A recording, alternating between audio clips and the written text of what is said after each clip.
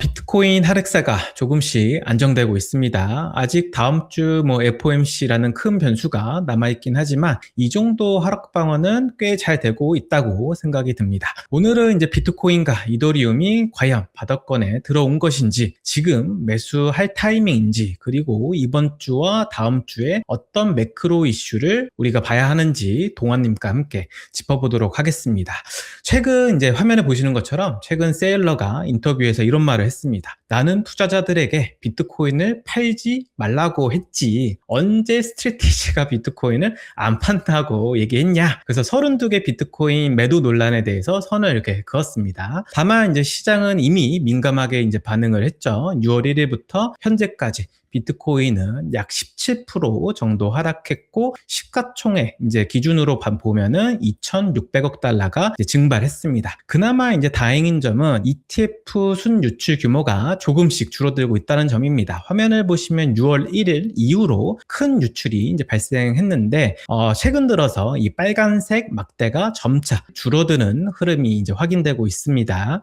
즉 매도 압력이 이제 완전히 사라졌다고 보기는 어렵지만 적어도 강도는 약해지고 있는 모습을 보입니다. 그렇다면 이제 비트코인은 이제 바닥에 가까워졌을까 우리가 한 번쯤 생각해 봐야 되는데, 그래서 언제부터 그러면 다시 사도 좋을까, 그러니까 한번 고민할 필요가 있습니다. 우리 하락장마다 계속 이제 언급을 하는 주요 지표가 있죠. 바로 화면에 보시는 MVRV 지스코어입니다. 이제 MVRV 지스코어는 이제 비트코인의 이제 시가총액과 이제 실현 시가총액 사이 이제 괴리를 표준 편차로 이제 나눈 값입니다. 쉽게 말해서 시장 참여자들의 이제 미실현 수익이 얼마나 이제 줄어들었는지를 이제 보여주는 이제 지표라고 생각하시면 됩니다. 보통 이제 MVRV 지스코어가 1 아래로 이제 내려가면은 이제 저평가 구간이다라고 이제 오랫동안 이제 어르신들이 하던 말이 있습니다. 그래서 1 미만에서는 이제 모아갈만하다 라고 얘기를 지난 하락장에도 그랬고 지지난 하락장에도 얘기했었던 그런 어떤 지표입니다. 현재 이 MVRV 지스코어가 약 1.1 수준에 와 있습니다. 그래서 완전히 저평가 구간에 들어왔다라고 보기는 어렵지만 상당히 이제 가까워진 상태죠. 그래서 만약 이제 다음 주에 이제 FOMC 예상보다 매파적인 발언이 나오거나 이제 금리 인상 가능성이 다시 부각되면은 시장이 한 번 더 크게 이제 밀릴 거니까, 그러면 이 지표가 이제 1 아래로 이제 내려가는지 우리가 확인할 필요가 있다라고 보시면 될 것 같아요. 그 구간이 이제 온다면 비트코인을 이제 분할로 모아가기 시작할 만한 구간이다라고 여러분들은 생각하시면 될 것 같습니다. 그래서 화면에 여기 초록색깔 있잖아요. 이 초록색 여기 선침 부분을 우리는 계속 확인을 해보자라는 말 전달드리고요.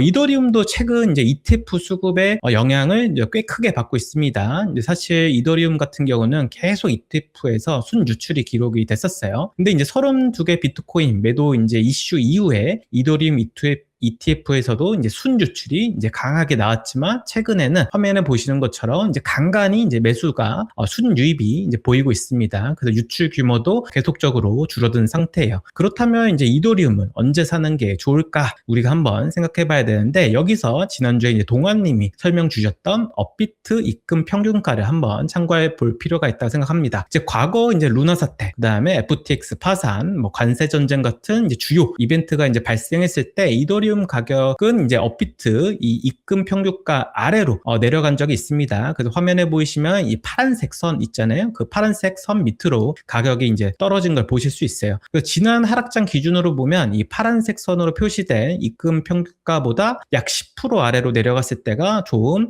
매수 타이밍이었다라고 생각하시면 되고, 시장이 이제 진정된 이후에도 이제 입금 평균가 위에서 약 10개월 동안, 여기 빨간색 쳐놓은 부분 있죠? 10개월 동안 이제 횡보를 했었습니다. 이제 그 구간에서 역시 결과적으로 좋은 매수 구간이었다라고 생각이 좀 드는 바입니다. 그래서 현재 이더리움이 입금 평균가보다 약 3% 낮은 수준에 있어요. 그래서 가격 보면은 이제 바닥권에 가까워졌다라고 볼 수 있고, 근데 아직 뚜렷한 이제 상승 트리거가 보이지 않습니다. 이제 관세 전쟁 그때만 하더라도 이제 DAT들을 재무전략 기업들이 나오면서 이더리움을 다시 매수해가지고 이제 다시 반등을 시켰는데, 아직은 이제 상승 트리거가 보이지 않습니다. 그래서 당장 이제 강하게 추격 매수 이제 하기보다는 시장 시장이 진정되고 여기 예전에 2023년도 10개월 동안 이제 횡보했던 것처럼 이 횡보 구간이 좀 형성이 되면은 다시 한번 접근해 보면 좋지 않나라고 개인적으로 생각이 듭니다. 정리하면 이제 비트코인은 MVRV 지스코어가 1 이하 진입 여부 이제 중요하고, 이더리움은 업비트 입금 평균가 대비 얼마나 더 눌리는지, 그리고 이후에 횡보 구간이 만들어지는지를 보고 이제 매수를 하면 괜찮을 거라고 생각이 좀 들고, 이걸 정리해서 좀 공유 드리는 바입니다. 이제 동환님과 함께 한 주, 이제 이번 주 그 주요 매크로 뉴스랑 이제 다음 주 시장을 흔들 수 있는 핵심 이벤트를 하나씩 살펴보도록 하겠습니다. 안녕하세요, 동환님. 네, 안녕하세요. 네, 김동환입니다. 휴전 하나로 온갖 악재를 돌파 가능할까라는 제목 주셨는데 어떤 네. 의미일까요? 이번 주에 이제 우려했던 것들이 많이 있었죠. CPI, PPI, 그리고 이제 스페이스X 상장. 있었는데 세 가지 다 그냥 무난하게 넘어갔고요. 근데 이렇게 지금 비트코인 같은 경우는 주간으로 한 5% 가까이 올랐거든요. 5% 상승분의 상당 부분이 사실 미국과 이란의 휴전 무드가 재가동되면서 좀 가격이 좀 올라간 측면이 있습니다. 그러니까 예전에는 사실 휴전을 하느냐 마느냐가 그냥 지정학적 이슈였는데, 특히 이제 최근에는 앞으로 금리를 어떻게 할 거냐, 물가가 어떻게 될 거냐, 이런 부분들이 이제 연관돼서 지금 되게 타이트하게 움직이고 있거든요. 그러다 보니까, 그러니까 전쟁이 끝나게 되면 이런데 원래 이제 하방 압력으로 계속 작용하던 것들이 일거에 그냥 사라지는 효과가 생기는 거죠. 그래서 사실 유가도 이번 주에 많이 내려갔고요. 그래서 이제 어쨌든 휴전이 지금 제일 중요한데 아직 확정은 안 됐고, 근데 어느 때보다도 이란 쪽에서도 심지어 그런 얘기를 하긴 했는데 어느 때보다도 휴전 가능성이 지금 높은 상황인 것 같긴 합니다. 그래서 오늘은 그 얘기를 조금 중심적으로 나눠볼까 합니다. 네, 이번 주에 이제 가장 큰 사실 지표가 발표했었죠. 시장을 뒤흔들었습니다. 바로 CPI입니다. 이 CPI 어떻게 보시나요, 동환님? 일단 CPI는 헤드라인은 높게 나왔고요. 그리고 좋았던 점은 코어 물가, 그러니까 근원 물가가 예상치보다 조금 낮게 나왔습니다. 그래서 예상치는 0.3%였는데 그게 액추얼 0.2로 나왔고요. 이거는 이제 미국 애들이 약간 이런 습성이 있는데 소수점 둘째 자리에서 버림을 해요, 얘는. 그래서 이 예상치는 0.30이었고요. 실제 액추얼은 0.27입니다. 그래서 막 그렇게 좋다라고 할 건 또 아니었어요. 근데 어쨌든 지금 보니까 0.3, 0.2 이러니까 그냥 좋네 이러면서 이제 그날 좀 분위기 괜찮았고요. 실제로 저번 그 전월 대비 근원 물가가 거의 0.44, 0.45 이렇게 상승폭이 나오던 게 지금 한 3분의 2 정도로 줄어든 거니까 좋은 거는 맞는 거긴 합니다. 그래서 이제 물가가 많이 올라서 금리를 올려야 될 수도 있다, 이런 이제 공포감이 좀 있었는데 그게 많이 씻겨졌고요. PPI 같은 경우는 CPI 다음 날에 나왔는데 요거 같은 경우는 이제 헤드라인은 예상한 그대로 나왔어요. 근데 이제 코어 물가가 예상치보다 마찬가지로 좀 낮게 나왔고, 근데 지금 둘 다 문제가 뭐냐면 일단 CPI도 일단 나온 게 예상치로 나오긴 했지만 그 예상치 자체가 너무 높아요. PPI는 CPI 같은 경우는 예상치가 4.2야, 헤드라인이. 그러니까 물가가 4.2가 올라간다는 거는 뭔가 이거 좀 무섭다. 약간 이런 느낌이죠. 근데 생산자 물가 같은 경우는 지금 액추얼이 YOY로 6.5거든요. 6.5면은 이제 연준이 굉장히 살벌하게 금리 올릴 수 있는 사실은 그런 물가입니다. 그래서 이런 부분들이 조금 우려가 될까 했는데 이때쯤에 바로 트럼프 대통령이 휴전 얘기를 꺼내기 시작하면서 싹 묻혔습니다. 그래서 굉장히 아주 스무스하게 이번 주는 코인에 있어서는 이렇게 상승장 무드가 좀 펼쳐졌었던 그런 한 주였다, 이렇게 볼 수 있겠습니다. 네, 이제 중요한 것은 바로 전쟁의 마침표를 찍을 수 있을지, 이게 핵심인 것 같습니다. 그래서 모두가 끝날 거라는 전쟁 여전히 근데 쎄하다라고 동환님이 말씀 주셨는데 어떤 부분이 좀 쎄한 건가요? 일단은 미국이랑 이란이 계속 합의를 논의해오고 있었던 합의문이 있었어요. 근데 이게 아주 초기 버전만 공개가 돼 있고 지금 현재 어떤 수정된 버전을 합의하고 있는지는 저희는 모르는데 미국이 사실 이번 주 초부터 이제 이란을 재공습하기 시작했었고 그것 때문에 가격이 또 내려갔었잖아요. 근데 진짜 세게 때리겠다라고 하고 한 3시간 전에 갑자기 트럼프가 자기 트루스 소셜에 글을 올려가지고 합의가 거의 됐다. 그래서 이제 우리는 다 피식 했죠. 이 녀석이 또 타코하는구나. CNN에서 계산해보니까 이번이 39번째 타코라고 하던데. 하여튼 그래서 별로 기대를 안 했어요. 기대를 안 했는데 트럼프 대통령만 말하는 게 아니라 이란 쪽 분위기도 조금 이상하고, 왜냐면 얘네는 지금 재공습이 공습이 다시 시작돼서 이제 두드러 맞고 있거든요. 보통 그러면 합의는 무슨 개뿔 꺼져 막 약간 이런 분위기였는데 나름대로 카타르에서 막 합의를 사부작 하고 있더라고. 그래서 이거 분위기가 뭔가 다르다. 이거 뭔가 될 수도 있다. 약간 이런 분위기 조성됐습니다. 그래서 결국에는 미국에서는 지금 우리 할 일은 다 했다. 이제 이란 최고 지도자가 도장만 찍으면 된다. 약간 이런 쪽으로 주말까지 해서 이제 끝났고요. 얘기가. 이란에서는 이제 아라그치라고 해서 외무부 장관이, 이 사람은 이제 비둘기파로 유명한데 외무부 장관이 이제 나서서 그 얘기를 인증을 해줬어요. 트럼프 얘기가 맞다. 지금 거의 마지막 단계다. 그래서 여기서 만약에 이제 하메네이 이란 최고 지도자가 도장을 찍으면 그러면은 이제 휴전되는 겁니다. 휴전되는 거면 호르무즈 해협도 다시 열리고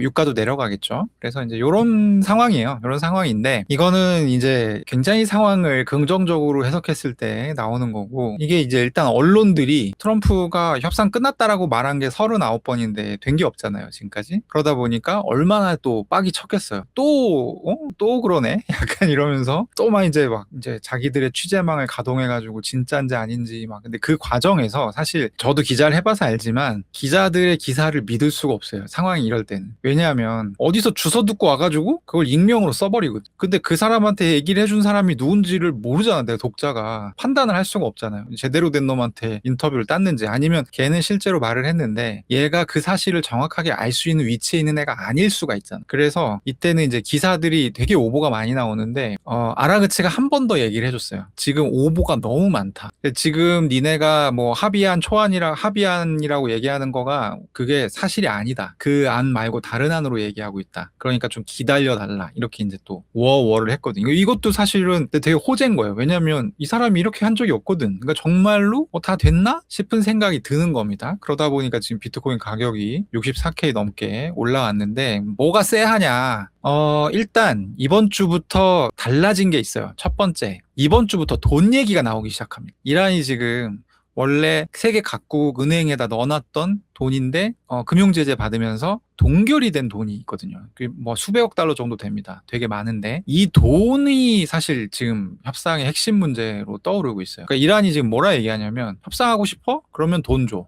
그 규제 풀어줘. 제재 풀어줘. 그리고 다시 제재하지 마. 이 얘기는 사실 이전에는 우선순위에서 한참 처졌던 건데 사실 굉장히 구체적인 숫자가 나오고 있어요. 가령 뭐 60억에서 120억 달러는 당장 풀어줘라. 그리고 거기에 대해서 미국이 또 어떻게 대응했는지도 얘기가 나오고 있어요. 야, 우리가 돈을 줄 수는 없고 니네가 그동안 인플레이션에 시달리느라 나라 꼴이 말이 아니니까 사람들을 지원할 수 있는 물품을 우리가 그 돈으로 사서 줄게. 돈이 아니고 물건으로 줄게. 그러니까 사실 이게 사실인지 아닌지 우리는 모르지만 얘기가 오가는 것 자체가 되게 입체적이잖아요. 그럴 법하잖아. 미국이 그렇게 얘기했을 것 같잖아요. 그래서 이제 돈 문제가 이렇게 떠오르고 있다는 게 문제고 그러니까 미국에서는 상당히 트럼프를 제외한 나머지 공화당 인사 그리고 차기를 걱정해야 되는 JD 벤스 이런 양반들은 짜증이 나는 겁니다.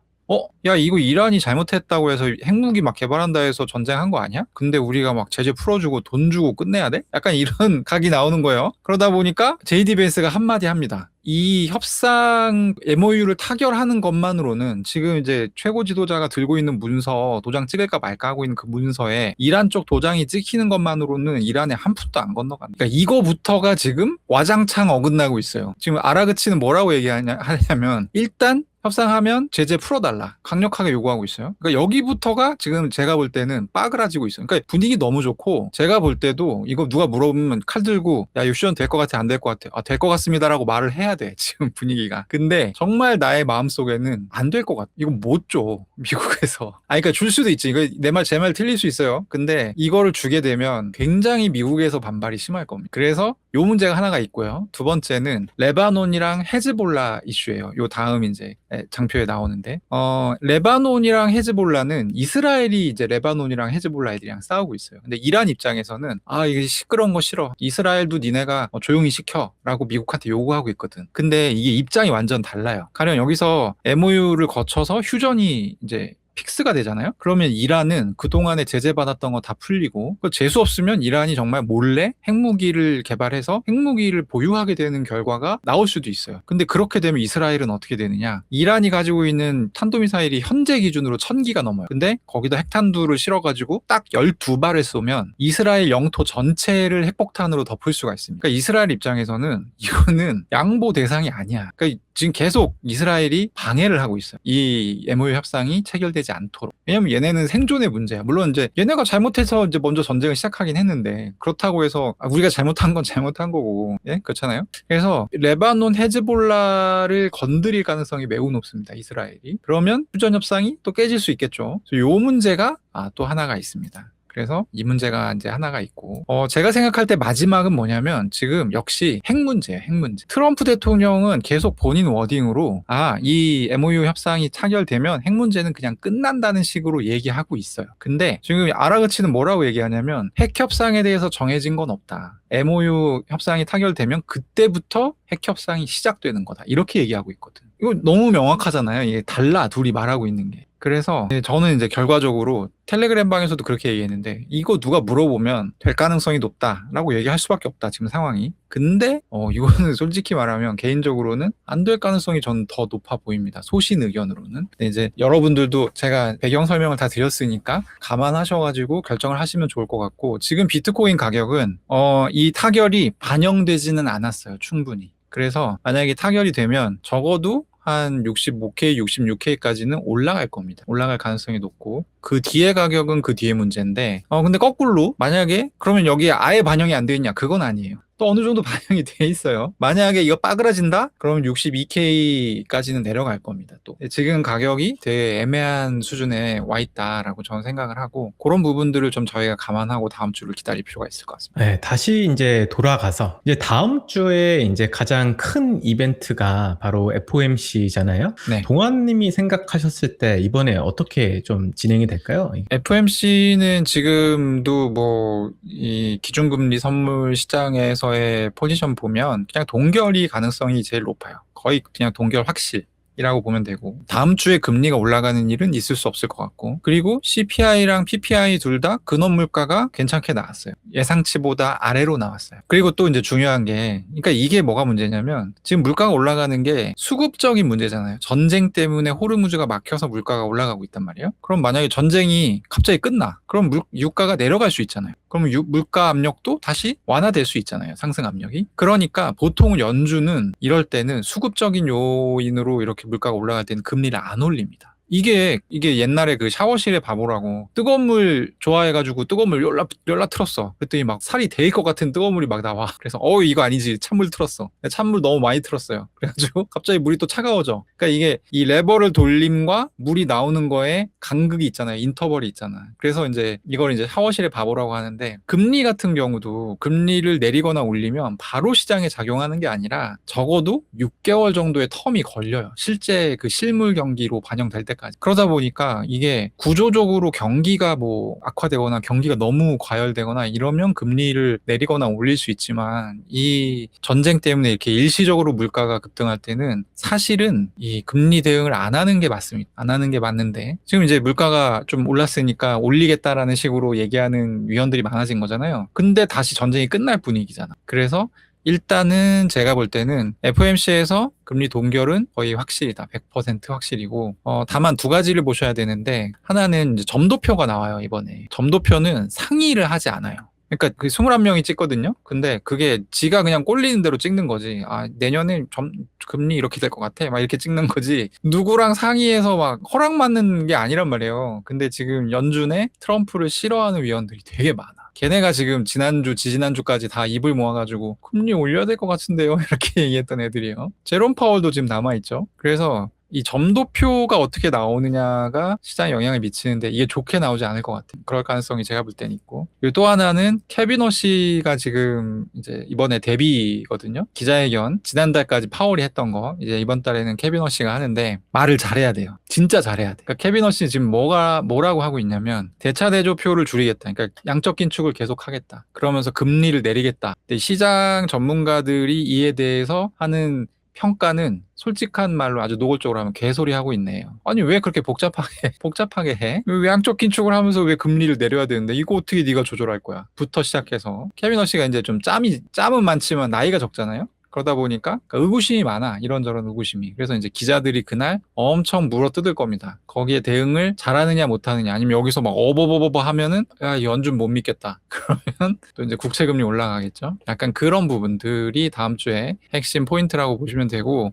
제가 이번 주 목요일에 저희 라이브 하면서도 이제 잠깐 말씀드렸던 부분이, 화요일에 BOJ 금리가 결정이 됩니다. BOJ 이제 일본은행에서 금리 인상을 할 걸로 예상이 되고 있어요. 그러니까 이 금리 인상이 디폴트예요. BOJ 같은 경우는. 근데 여기서도 말이 되게 중요해. 얘네가 우리가 앞으로도 좀 가열차게 금리를 올려볼까 해. 실제로 일본 상황이 지금 이런 상황이거든요. 근데 이렇게 얘기를 하면 엔캐리 트레이드 언와인드가 발생을 할 가능성이 있습니다. 지금 보면 엔화 쇼 포지션이 2024년 8월에 엔캐리 트레이드 언와인드 하기 직전 수준까지 올라갔어요. 그러니까 사실 터져도 뭐 터질만 했네, 약간 이런 수준이야. 근데 이게 최근 몇 개월 사이에 되게 빠르게 올라갔어요. 엄밀히 말하면 최근 몇 주 사이에. 그래서 어쨌든 포지션 자체가 굉장히 기형적으로 이게 가 있는 상황이고, 일본은행장이 인터뷰에서 어떤 식으로 하느냐. 그러니까 우리가 이번에 금리를 한번 올리지만 정말 올리기 싫은데 올리는 거고, 앞으로 언제 올릴지 모른다. 이게 이제 정답에 가까운 발언인 거고, 여기서 만약에 우리가 금리 이번에 그냥 시원하게, 우리도 물가 때문에 힘들어, 다 죽어보자, 뭐 약간 이런 식으로 나오면 굉장히 안 좋고, 만약에 혹시라도 지금 컨센서스가 인상인데 동결을 할 수가 있어요. 만약에 일본 금리가 동결이 되게 되면 그때부터는 이제 시한폭탄이 돌아간다고 보시면 됩니다. 그러니까 아마 동결이 되게 되면 엔화 쇼 포지션이 더 늘어날 거예요. 그래서 이 NK 트레이드 언와인드가 작동하기 더 쉬운 환경으로 가게 되는 거죠. 그래서 그런 부분들이, 코인만 보시는 분들, 막 오늘 이제 뭐 알트코인 좀 올랐잖아요. 그래서 알트코인 오른다 뭐 이런 분들은 지금 이런 거 생각 안 하고 계실 텐데, 사실 6월 달은 여전히 6월 말까지 계속 시한폭탄의 연속이에요. 6월 24일인가에 어디야? 마이크론 아마 실적 발표 그때 있을 거예요. 그때부터 또 AI 주식들 실적 발표가 주르륵. 그러면 이제 시장이 되게 긴장하겠죠. 그래서 그런 부분들이 좀 있습니다. 그래서 아까 동현님도 얘기하셨지만 지금 비트코인 가격 자체는 사볼 만한 가격이에요. DCA를 한다는 가정하에 소량 좀 사볼 만한 가격이고 충분히 낮은 가격인데, 여기서 더 내려갈 수도 있고 아니면 여기서 그냥 올라갈 수도 있고, 그거를 한번 이제 여러 가지 뉴스를 통해서 저희가 잘 봐야 될 것 같습니다. 이제 궁금한 게 있는데, 이제 유럽은 이제 금리 인상을 했었잖아요. 이제 ECB에서 금리 인상 이제 한 네. 이틀 전에 이제 했었었고, 그거에 대한 여파는 시장에서 별로 없었죠. EU ECB의 금리 인상은 사실 예상이 됐던 부분이었어요. 그래서 그리고 그러니까 이제 여기에 역풍은 뭐냐면, 지금 일본은행도 금리 올리잖아요. ECB도 금리 올리잖아요. 그럼 금리가 올라가니까 채권 금리도 따라서 올라갈 거고, 그죠? 그러면 채권 가격이 똥값이 되겠죠. 그러면 이제 얘네가 결국, 특히 EU 같은 경우는 이번 전쟁이 마무리가 되면 아마 엄청 그 방산 시장이 활성화될 거예요. 무기도 많이 사고. 그리고 지금 계속 EU에서 러시아랑 한판 붙으면 누가 이기나 계속 워게임 시뮬레이션 돌려보고 있거든요. 그러니까 그런 거를 좀 감안했을 때 돈을 많이 써야 돼. 그러니까 얘네도 채권을 많이 찍어야 돼요. 근데 금리를 올려? 그러면 채권 가격이 떨어지잖아요. 그죠? 그리고 일본도 금리를 올려? 그럼 채권 가격 떨어지잖아요. 그러니까 이게 또 이제 세계 경제에 약간 부담이 될 수는 있죠. 그런 측면에서. 그리고 어쨌든 글로벌 M2가 굉장히 중요한 변수로 작용하는 비트코인 입장에서는 금리를 세계 각국이, 주요 플레이어들이 올리는 게 좋은 시그널은 결코 아닙니다. 그렇게 네. 보시면 되겠습니다. 네, 좋습니다.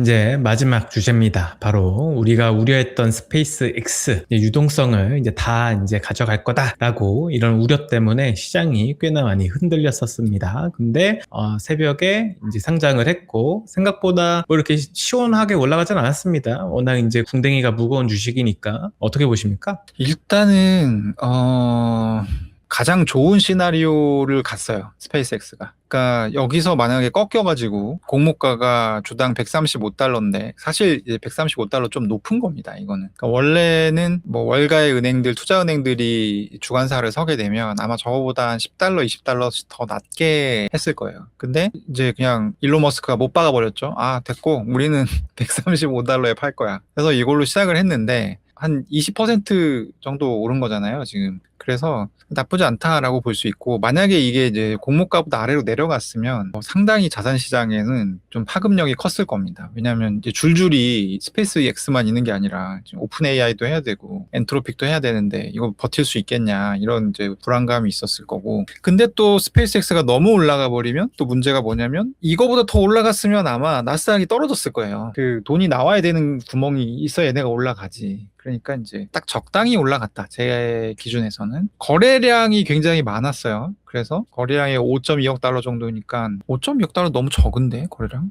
좀 확인해 봐야겠네요. 거의 아마 이때 스페이스X 시총 이상으로 나왔던 걸로 알고 있어요, 거래량이. 그래서 거래량도 많이 나왔고, 근데 이제 문제는 뭐냐면, 지금 이제 뭐 원래도 얘기가 나왔었지만, 이 적정 가치가 얼마냐. 근데 1억 불 이상을 제시하는 하우스가 잘 없어요. 그 얘기는 거의 지금 2배 정도 거품이라는 거지. 네, 많이 올라가 있다는 거지. 가격이 높다는 거죠. 그래서 모두가 예상하고 있는 게, 뭐 하루 이틀 반짝하다가 내려갈 거다. 내려갈 거다라고 예상하고 있는데, 그러니까 이제 첫날에 우리가 우려했던 유동성 강탈은 없었지만, 이제 다음 두 번째 거래일, 세 번째 거래일, 적어도 한 일주일 정도는 봐야 돼요. 그래서 어떻게 될지. 가격이 미친 듯이 올라가면 유동성 강탈이 없을 수가 없지. 그러면 이제 또 비트코인 물면서 그냥 들어눕는 거고. 그러니까 이렇게 될 가능성이 있죠. 그래서 스페이스X는 계속 좀 지켜봐야 될 것 같고요. 어쨌든 지금 가격 자체는 혹시라도 이제 스페이스X를 뭐 코인으로도 투자할 수 있고 하다 보니까 많이 이제 투자하시는 분들이 많을 것 같은데, 일단 지금 가격은 정말 얘네가 할 수 있는 모든 것들을 영끌해서 가격에 다 반영했을 때 지금 가격이다라는 것만 알아두시면 좋을 것 같습니다.